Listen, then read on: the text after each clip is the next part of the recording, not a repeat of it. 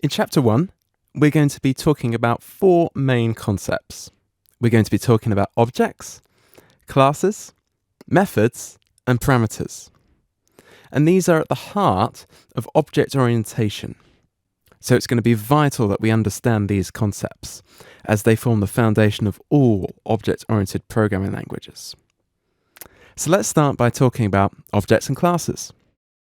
If you were to write a computer program in an object-oriented language, you are creating, in your computer, a model of some part of the world.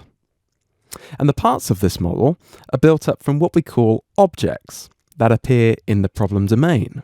And these objects must be represented in the computer model being created. The objects from the problem domain vary with the program that you are writing. For example, they may be words and paragraphs if you are programming a word processor, or users and messages if you are working on a social network system, or monsters if you are writing a computer game. Therefore, objects may be categorized. A class, on the other hand, describes in an abstract way all objects of a particular kind. So we can make these abstract notions clearer by looking at an example. Let's assume that we want to model a traffic simulation. Therefore, one kind of entity that we're going to have to work with is going to be the cars. So let's think about what the car is in our context. Is it a class or is it an object? There are a few questions that may help us in our decision. Let's think about the colour of the car. How fast can it go? Where is it right now? You will notice that we cannot answer these questions until we talk about one specific car. The reason is that the word car in this context refers to the class car. So therefore we're talking about cars in general, not one particular type of car. If I was to refer to my car specifically, I could answer some of those questions which I posed earlier. For example, my car is the colour grey. It doesn't go very fast, and it's currently parked at home in my driveway. So now I'm talking about an object, which is one particular example of a car. And we usually refer to a particular object as an instance. And we're going to be using this term quite regularly from now on. And this term instance is roughly synonymous with an object. We refer to objects as instances when we want to emphasize that they are of a particular class, such as this object is an instance of the class car. So before we go any further with this theoretical discussion, let's have a go at creating an object in BlueJ. So let's start BlueJ and open up the example called figures. And once you've opened it, you should see a diagram. And in this diagram, every one of the coloured rectangles represents a class in our project. So in this project, we have classes named circle, square, triangle, person, and canvas. To create an object, right-click on the circle class and choose New Circle from the pop-up menu.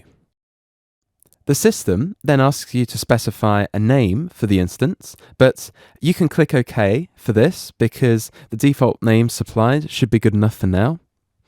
And then once you've done that, you'll see a red rectangle towards the bottom of the screen, labelled Circle 1.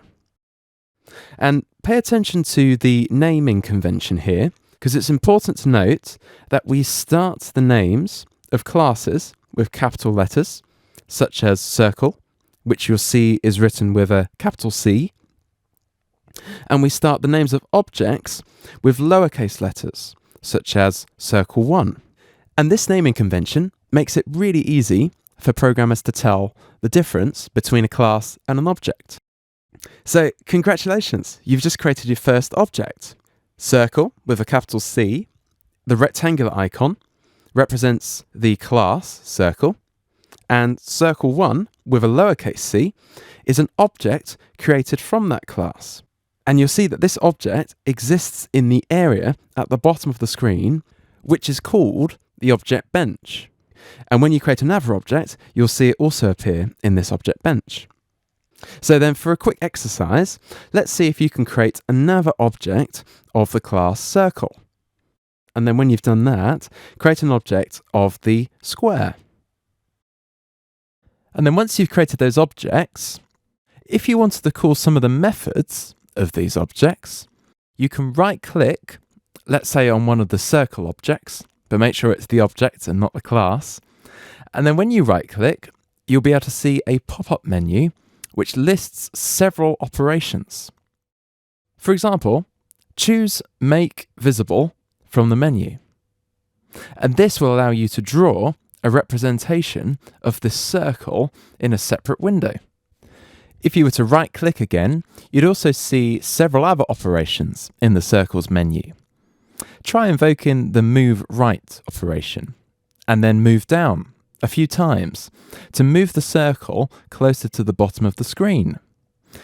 You may also like to try the Make Invisible and Make Visible to hide and show the circle too. The point being that the entries in the circle's menu represent operations that you can use to manipulate the circle. These are called methods in Java. We can communicate with objects by invoking methods on them. Objects usually do something if we invoke a method. And these terms, calling and invoking, are going to be terms that we're going to be using again and again throughout this module. It's how we refer to calling or invoking methods, such as invoking the method moveRight of the object circle1. Now, if we were to invoke the moveHorizontal method, you'll see a dialog box appear that prompts you for some input. If you were to type in 50 and then press OK, you would then see the circle move 50 pixels to the right. So the moveHorizontal method is written in such a way that it requires some more information to execute it. In this case, the information required is the distance, how far the circle should be moved. Thus, the moveHorizontal method is more flexible than the moveRight and moveLeft methods. The latter always move the circle in a fixed distance, whereas the moveHorizontal method lets you specify how far you want to move the circle. And these additional values that some methods require are called parameters. A method will indicate what kinds of parameters it requires. For example, when calling the moveHorizontal method, the dialog box displays the line near the top. First, we see the return type void, followed by the method name, moveHorizontal, and then the parameter, which is in other words a variable. This is called the header of the method. The header provides some information about the method in question. The part enclosed by parentheses, int distance, is the information about the required parameter. For each parameter, it defines a type and a name. The header above states that the method requires one parameter of type int named distance. The name gives a hint about the meaning of the data expected. And together, the name of a method and the parameter types in its header are called the method's signature. So for an exercise then, try invoking the moveVertical method, as well as the slowMoveVertical method and the changeSize method before we move on. Why not find out how you can use the moveHorizontal method to move the circle 70 pixels to the left? And then once you've done that, we'll have a look at the next section, which is data types. So a data type specifies what kind of data can be passed to a parameter.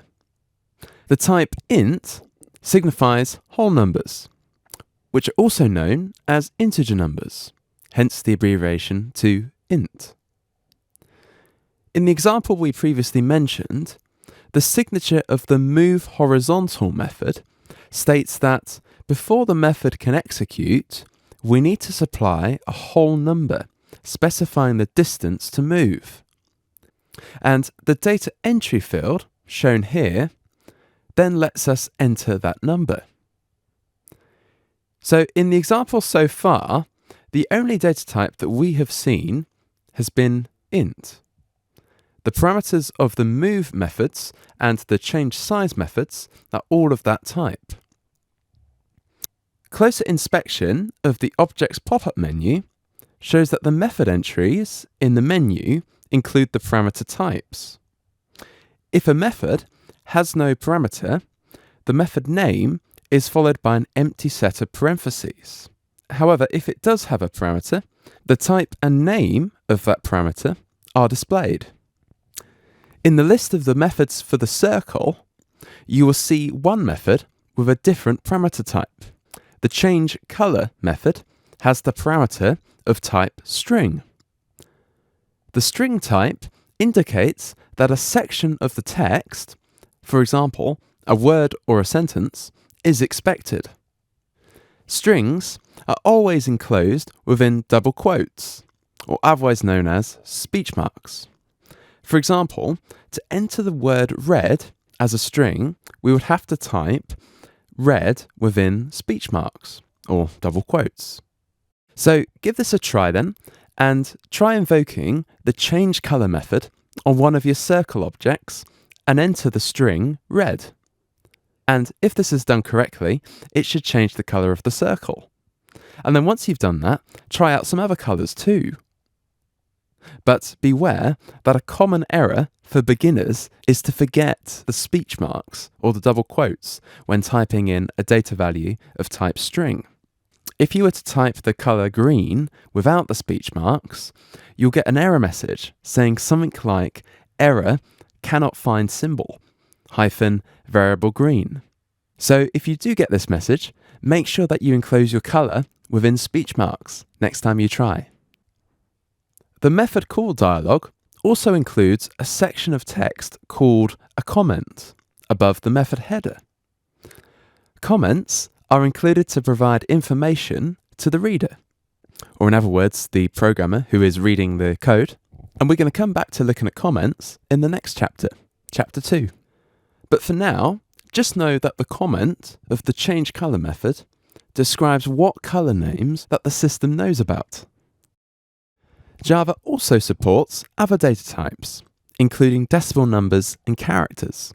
But we're not going to cover them all right this moment. Instead, we'll introduce them as they come up in other examples. So, moving on then. Once you have a class, you can create as many objects or instances of that class as you like. From the class circle, you can create many circles. And from square, you can create many squares. So, as another exercise, try creating several circle objects on the object bench.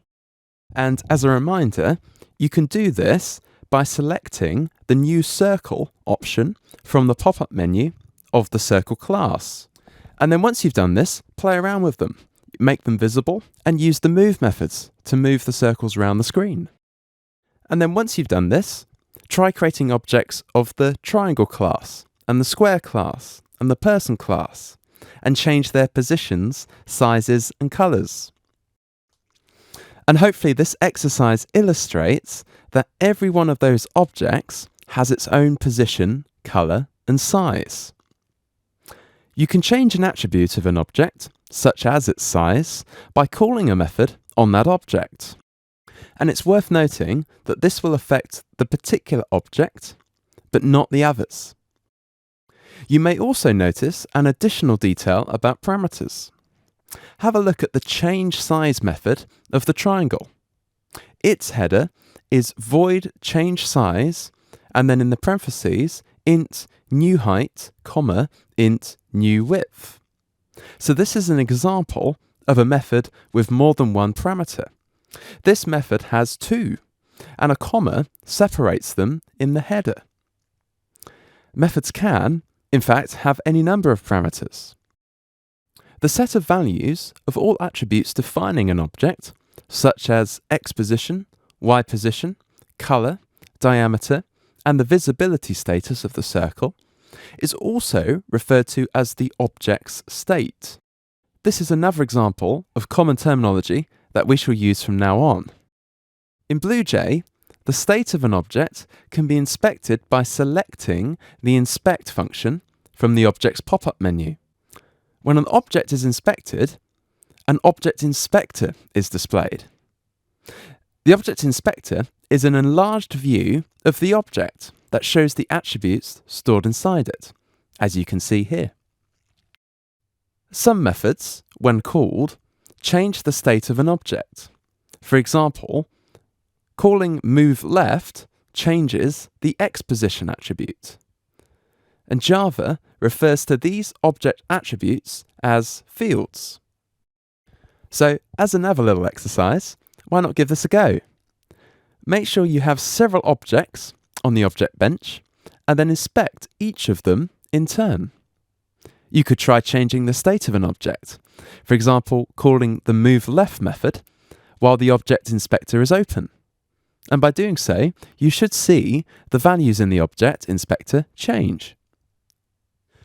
On inspecting different objects, you will notice that the objects of the same class all have the same fields. That is, the number, type, and the names of the fields are the same, while the actual value of the particular field in each object may be different.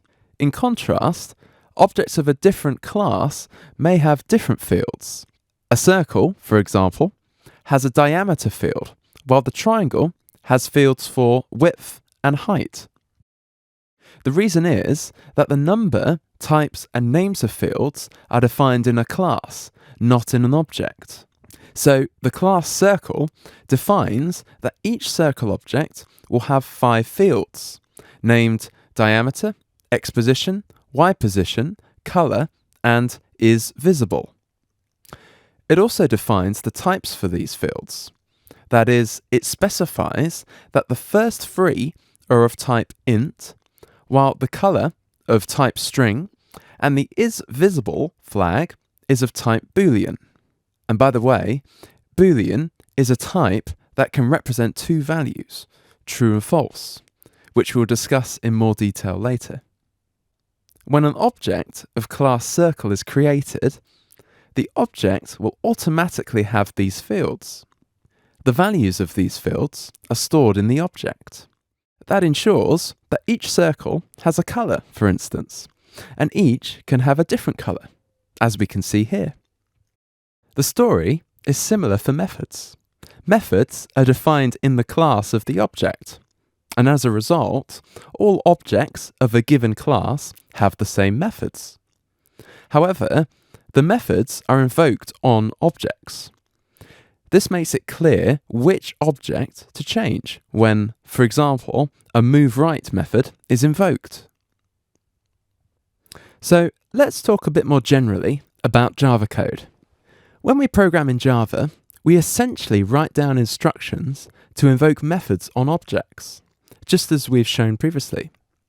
However, we do not do this interactively by choosing methods from a menu with the mouse, but instead, we type the commands down in textual form. We can see what those commands look like in text form by using the BlueJ terminal. So, to make this interactive, select Show Terminal from the View menu. This shows another window that BlueJ uses for text output. Then select Record Method Calls from the terminal's Options menu. This function will cause all of the method calls in their textual form to be written to the terminal. Now, create a few objects, call some of their methods, and observe the output in the terminal window. So, using the terminal's Record Method Calls function, we can see that the sequence of creating a person object and calling its makeVisible and moveRight methods looks something like this in Java text form. And here we observe several things. We can see what creating an object and giving it a name looks like. Technically, what we are doing here is storing the person object into a variable. And we're going to discuss this further and in more detail in the next chapter. Next, we see that to call a method on an object, we write the name of the object, followed by a dot, followed by the name of the method. The command also ends with a parameter list, an empty pair of parentheses if there are no parameters. And finally, we see that all Java statements end with a semicolon. So instead of just looking at Java statements, we can also type them. And to do this, we use the code pad. And by the way, you can switch off the record method calls function now and close the terminal. So select Show Code Pad in the View menu. This should display a new pane next to the object bench in your main BlueJ window. And this pane is the code pad, where you're going to type your Java code. And in the code pad, we can type Java code that does exactly the same things that we did interactively before. The Java code that we write is exactly like the code shown on the screen. So, as an exercise then, in the code pad, type the code that we're showing on the screen to create a person object, and then call its makeVisible and moveWrite methods.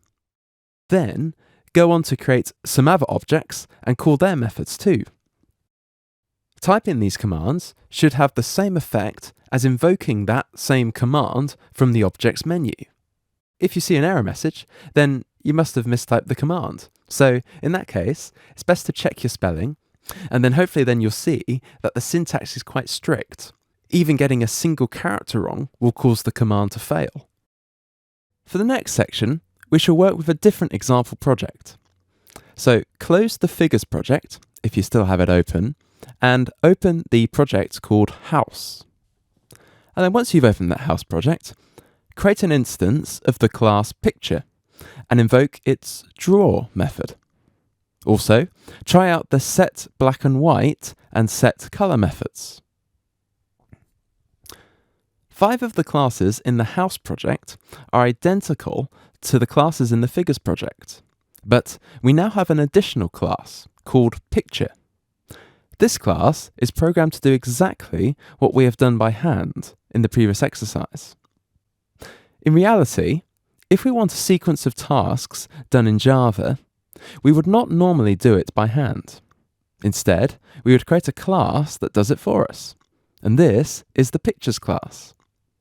The Picture class is written so that when you create an instance, the instance creates 2 square objects, one for the wall and one for the window, a triangle and a circle. Then, when you call the draw method, it moves them around and changes their color and size until the canvas looks like the picture we see here. The important points here are that objects can create other objects, and they can call each other's methods. In a normal Java program, you may well have hundreds or thousands of objects. The user of the program just starts the program, which typically creates a first object, and all the other objects are created, directly or indirectly, by that object.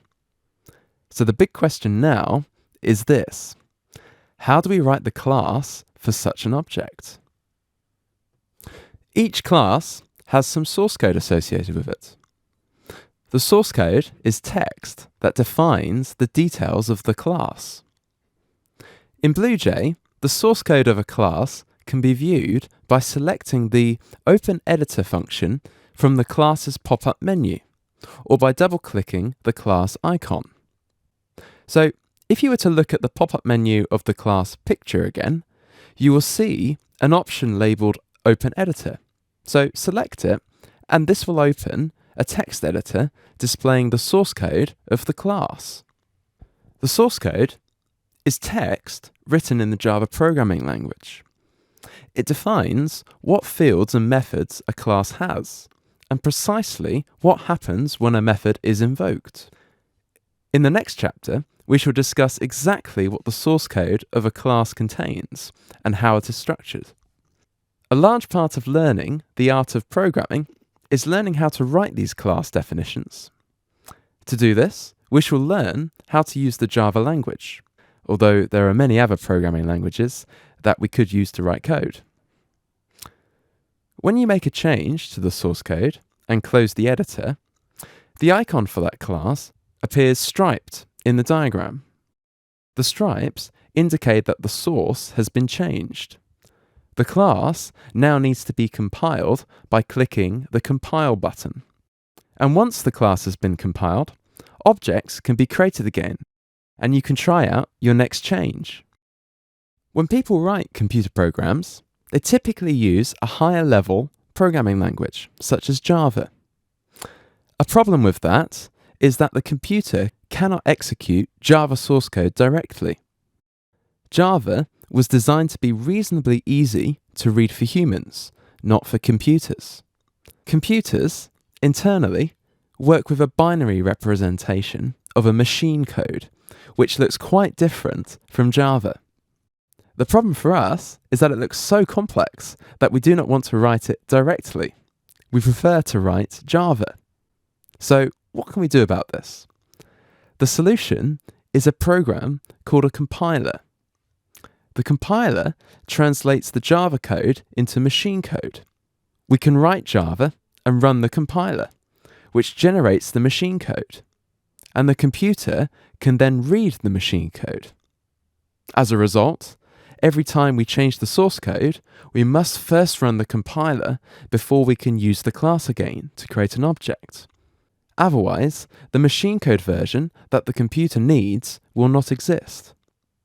So, in this chapter, we've already discussed a large number of new concepts. To help in understanding these concepts, we shall now revisit them in a different context. For this, we will use another example.